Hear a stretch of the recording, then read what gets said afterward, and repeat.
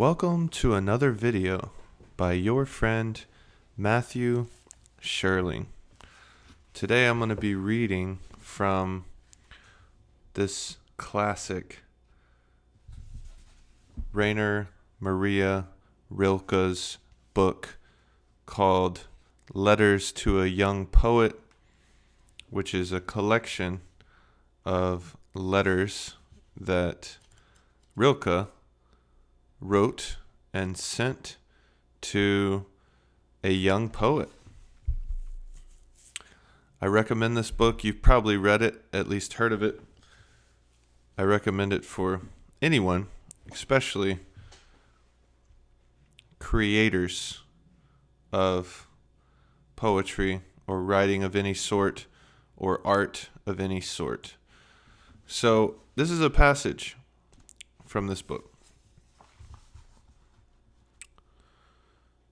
If you will cling to nature, to the simple in nature, to the little things that hardly anyone sees, and that can so unexpectedly become big and beyond measuring, if you have this love of inconsiderable things, and seek quite simply, as one who serves, to win the confidence of what seems poor, then everything will become easier, more coherent, and somehow more conciliatory for you, not in your intellect, perhaps, which lags marveling behind, but in your inmost consciousness, waking and cognizance.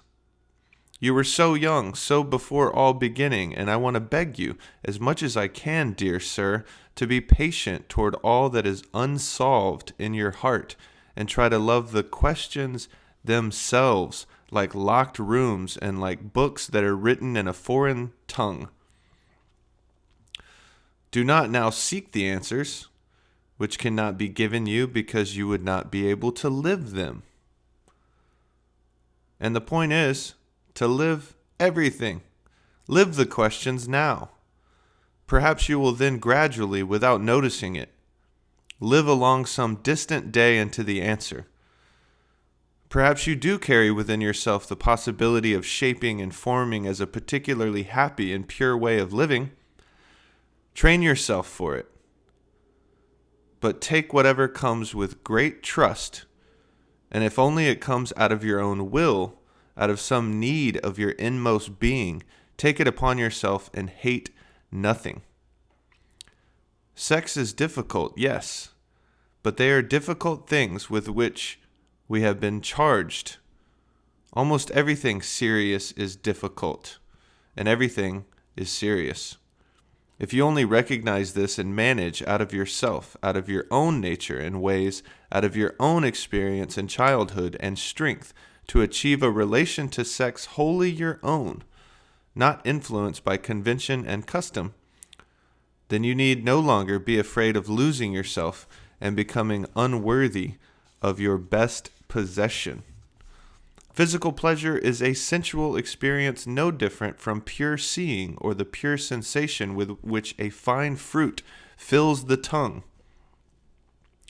It is a great unending experience which has given us a knowing of the world, the fullness and the glory of all knowing. And not our acceptance of it is bad. The bad thing is that most people misuse and squander this experience and apply it as a stimulant at the tired spots of their lives and as distraction instead of a rallying toward exalted moments. Men have made even eating into something else. Want on the one hand, superfluity, upon the other, have dimmed the distinctness of this need, and all the deep, simple necessities in which life renews itself have become similarly dulled. But the individual can clarify them for himself and live them clearly, and if not the individual who is too dependent, then at least the solitary person. He can remember that all beauty in animals and plants is a quiet, enduring form of love and longing, and he can see animals as he sees plants, patiently and willingly, uniting and increasing and growing, not out of physical delight, not out of physical suffering, but bowing to necessities that are greater than pleasure and pain and more powerful than will and withstanding. Oh, that man might take this secret, of which the world is full, even to its littlest things, more humbly to himself, and bear it, endure it, more seriously, and feel how terribly difficult it is, instead of taking it lightly. That he might be more reverent toward his fruitfulness, which is but one, whether it seems mental or physical. For intellectual creation, too, springs from the physical, is of one nature with it, and only like a gentler, more ecstatic, and more everlasting repetition of physical delight. The thought of being creator, of procreating, of making, is nothing without its continuous great confirmation and realization in the world, nothing without the thousand-fold concordance from things and animals, and enjoyment of it so indescribably beautiful and rich, only because it is full of inherited memories of the begetting, and the bearing of millions. In one creative thought, 1,000 forgotten nights of love revive. I'm going to read that again. In one creative thought, 1,000 forgotten nights of love revive, filling it with sublimity and exaltation. And those who come together in the night and are entwined in rocking delight do an earnest work and gather sweetnesses, gather depth and strength for the song of some coming poet who will arise to speak of ecstasies beyond telling. And they call up the future, and though they err and embrace blindly, the future comes all the same. A new human being rises up, and on the ground of that chance, which here seems consummated, awakes the law by which a resistant, vigorous seed forces its way through to the egg cell that moves open toward it. Do not be bewildered by the surfaces. In the depths, all becomes law. And those who live the secret wrong and badly, and they are very many, lose it only for themselves and still hand it on like a sealed letter without knowing it. And do not be confused by the multiplicity of names and the complexity of cases. Perhaps all there is a great motherhood as common longing. The beauty of the Virgin, a being that, as you beautifully say, has not yet achieved anything, is motherhood that begins to sense itself and to prepare anxious and yearning. And the mother's beauty is ministering motherhood, and in the old woman there is a great remembering, and even in the man there is motherhood. It seems to me, physical and spiritual. His procreating is also a kind of giving birth, and giving birth it is when he creates out of inmost fullness. And perhaps the sexes are more related than we think, and the great renewal of the world will perhaps consist in this, that man and woman, freed of all false feelings and reluctances, will seek each other not as opposites, but as brother and sister, as neighbors, and will come together as human beings in order simply, seriously, and patiently to bear in common the difficult sex that has been laid upon them. But everything that may someday be possible to many, the solitary person can now prepare and build with their hands that err less.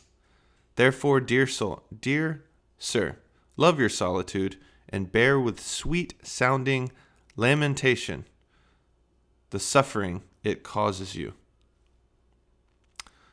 For those who are near you are far, you say, and that shows it is beginning to grow wide about you. And when what is near you is far, then your distance is already among the stars and very large. Rejoice in your growth, in which you naturally can take no one with you, and be kind to those who remain behind, and be sure and calm before them, and do not torment them with your doubts, and do not frighten them with your confidence or joy, which they could not understand. Seek yourself some sort of simple and loyal community with them, which need not necessarily change as you yourself become different and again different. Love in them life in an unfamiliar form, and be considerate of aging people who fear that being alone in which you trust. Avoid contributing material to the drama that is always stretched taut between parents and children. It uses up much of the children's energy and consumes the love of their elders, which is effective and warming, even if it does not comprehend. Ask no advice from them, and count upon no understanding, but believe in a love that is being stored up for you like an inheritance, and trust that in this love there is strength and a blessing out beyond which you do not have to step in order to go very far. It is good that you are presently entering a profession that will make you independent and set you entirely on your own in every sense. Wait patiently to find out whether your inner life feels cramped by this form of profession. I consider it very difficult and very exacting, as it is burdened with great conventions and scarcely leaves room for a personal conception of its problems. But your solitude will be a hold and home for you, even amid very unfamiliar conditions, and from there you will find all your ways. All my wishes are ready to accompany you, and my confidence is with you. Yours, Rainer Maria Rilke.